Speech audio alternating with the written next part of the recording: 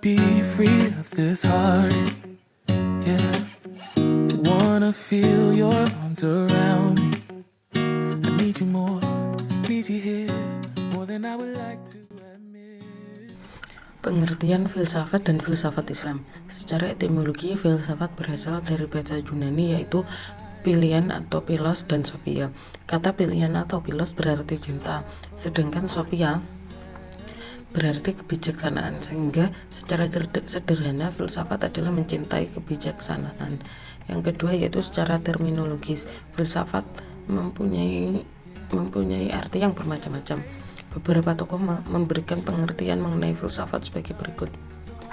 Yang pertama yaitu Plato. Plato mengatakan bahwa filsafat adalah pengetahuan tentang segala yang ada, ilmu yang berminat untuk mencapai kebenaran yang asli. Yang kedua, Aristoteles mengatakan bahwa filsafat adalah ilmu yang meliputi kebenaran yang terkandung di dalamnya. Yang ketiga yaitu Marcus Tullius, seorang politikus dan ahli pidato Romawi, menyatakan bahwa filsafat adalah sebagai pengetahuan tentang suatu yang maha agung dan usaha untuk mencapainya. Yang keempat, Al-Farabi. Al-Farabi merupakan seorang filsuf muslim. Ia mengatakan bahwa filsafat adalah ilmu pengetahuan tentang alam maujud dan bertujuan menyelidiki hakikat yang sebenarnya. Secara garis besar, filsafat adalah suatu usaha untuk menjawab pertanyaan-pertanyaan terakhir, tidak secara dangkal atau dogmatis seperti yang kita lakukan pada kehidupan sehari-hari atau bahkan dalam kebiasaan ilmu pengetahuan.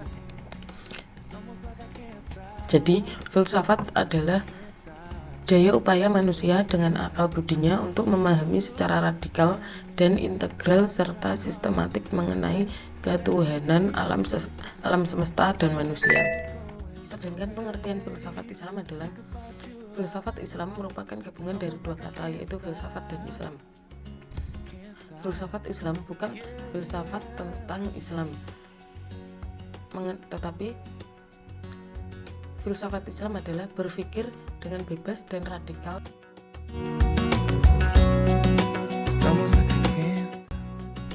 Yang selanjutnya yaitu sejarah mengenai filsafat Islam.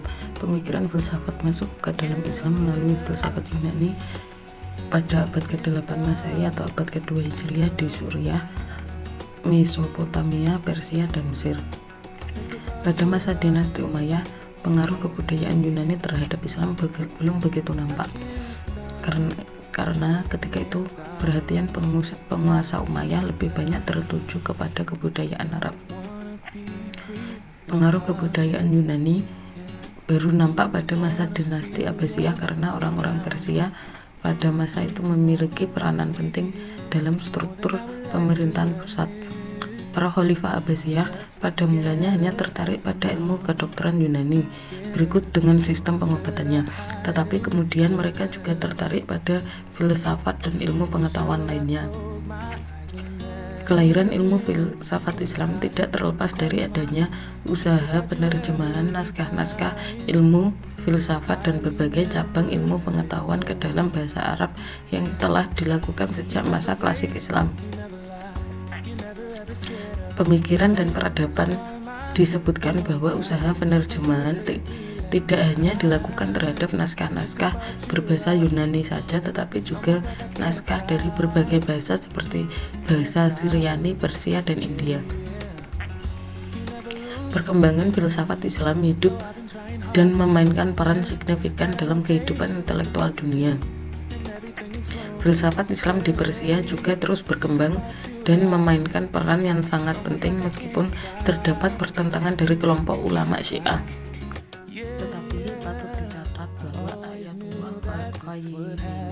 Juga mempelajari dan mengajarkan al-hikmah atau filsafat Islam selama berpuluh-puluh tahun di Qum sebelum memasuki arena politik, dan juga Murtado Mutahari, pemimpin pertama Dewan Revolusi Islam setelah revolusi Iran pada tahun 1979, adalah seorang filosof terkemuka. Ruang lingkup filsafat Islam.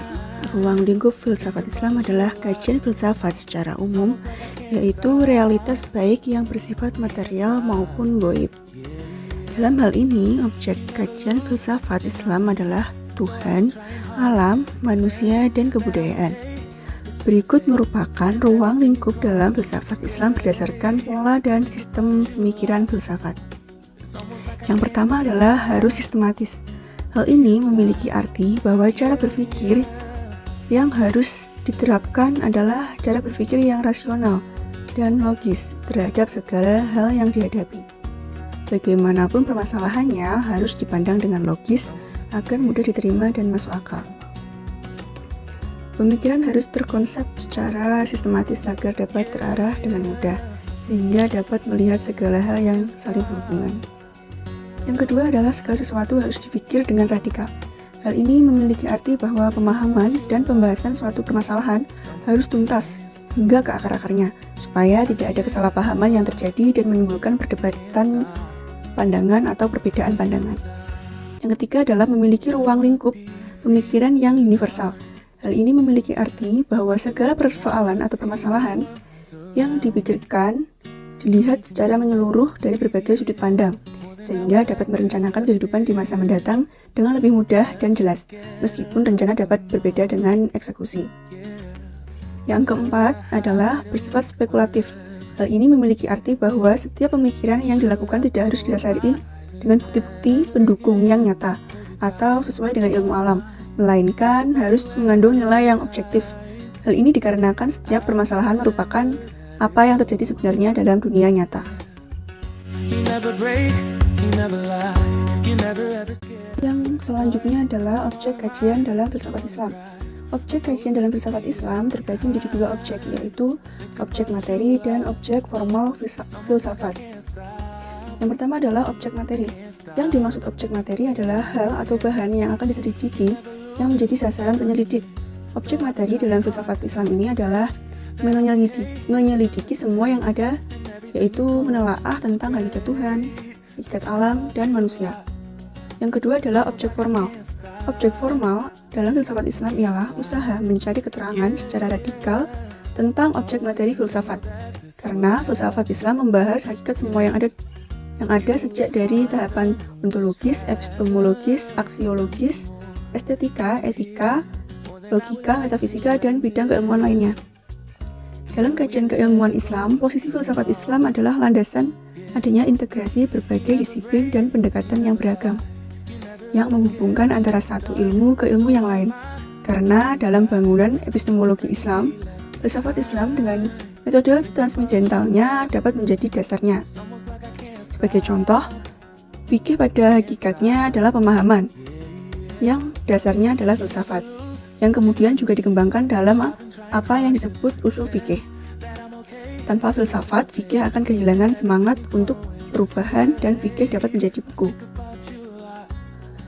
Menurut Profesor Dr. Musya Asy'ari, kajian filsafat Islam terdapat objeknya. Objek material dari waktu ke waktu mungkin tidak berubah, tetapi corak dan sifat serta dimensi yang menjadi tekanan atau fokus kajiannya, atau bisa disebut objek formal, harus berubah, serta konteks kehidupan manusia dan semangat baru yang selalu muncul dalam setiap perkembangan zaman.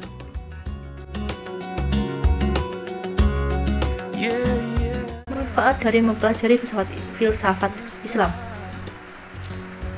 Di sini, dalam hal manfaat mempelajari filsafat ada dua, yaitu manfaat dari mempelajari filsafat umum, manfaat umum, dan manfaat khusus.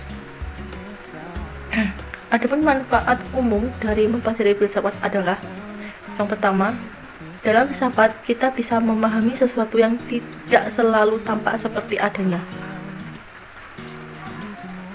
Yang kedua, kita dapat memahami diri kita sendiri. Yang ketiga, membuat kita lebih kritis dalam pemikiran. Yang keempat, kita bisa mengembangkan kemampuan dalam menalar, membedakan pendapat yang baik dan yang buruk. Dan yang terakhir yaitu kita dapat melihat besarnya pengaruh filsafat dengan kita mengkaji dari karya-karya filosof, khususnya filosof Muslim. The one who cries. I'm so afraid to be left. Oke, saya langsung lanjutkan dengan filosof muslim beserta pemikirannya. Akan tetapi, saya di sini menjelaskannya hanya sebatas nama tokoh beserta pemikirannya. Untuk lebih jelasnya akan dijelaskan oleh rekan-rekan pada topik selanjutnya. Yang pertama di sini ada Al-Kindi. Adapun pemikiran dari Al-Kindi yaitu mengenai Aristotelisme dan Platonisme, dan bisa dibaca dan dilihat dalam karya-karya beliau. Yang kedua yaitu Al-Ghazali. Imam Al-Ghazali yang paling terkenal karyanya yaitu dalam buku Ihya Ulumuddin. Yang ketiga Ibnu Rus. Ibnu Rus di sini ia mengkritik tentang pendapat dari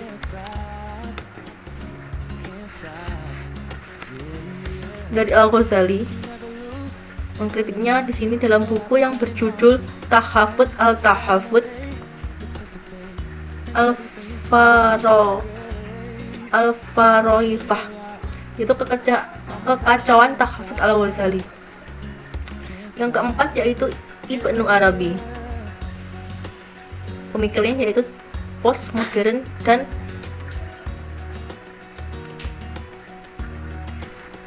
feminis pertama. Yang terakhir yaitu Ibnu Khaldun, atau yang biasa disebut dengan Bapak Sosiologi. Nah, mengapa Ibnu Khaldun disebut dengan Bapak Sosiologi? Dikarenakan ia adalah ilmuwan sosiologi pertama Muslim. Nah, adapun pemikirannya tertuang dalam kitab atau karya yaitu Muqaddimah. Can't stop.